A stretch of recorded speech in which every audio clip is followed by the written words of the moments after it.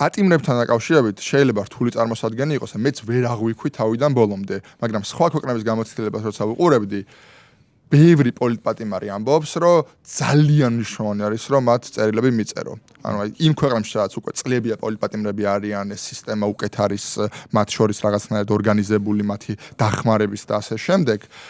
ამ ადამიანებს უგზავნიან ხოლმე ასობით წერილს ყოველ დღე და ეს არ არის ბევრი. ანუ ისინი ამბობენ, რომ როცა მე ვკითხულობ უცხო ადამიანისგან წერილს, მხარდაჭერის წერილს, სადაც მოყოლილი არის რაღაც ამბები, რაც გარეთ ხდება, იმიტომ რომ ეს ადამიანები მაინც გარკვეულწილად იზოლაციაში არიან და ბოლომდე ვერ ხვდებიან გარეთ რა ხდება.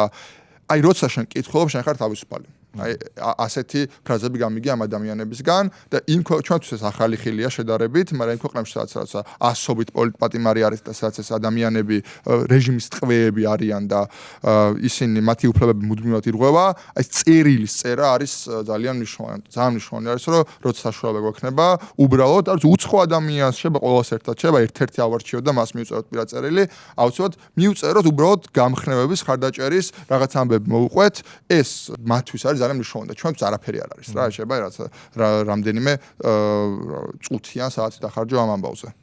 ერთს დავამატებ მარტო, რომ თანაგრძნობა და სოლიდარობა არის და უნდა იყოს ნებისმიერი თანამედროვე საზოგადოების ერთ-ერთი ყველაზე მნიშვნელოვანი მახასიათებელი და სწორედ თანადგომა და სოლიდარობა არის აი მაგ ძალიან მარტივი რაღაც გაკეთება, რითაც როგორც შენ ამბობ, ძალიან უმარტივებ, შეიძლება ვერ უმჯობესებ, მაგრამ მინიმუმ უმარტივებ მას იმ ძალიან არასამართლიან მდგომარეობას, რაშიც ის ადამიანი აღმოჩნდა.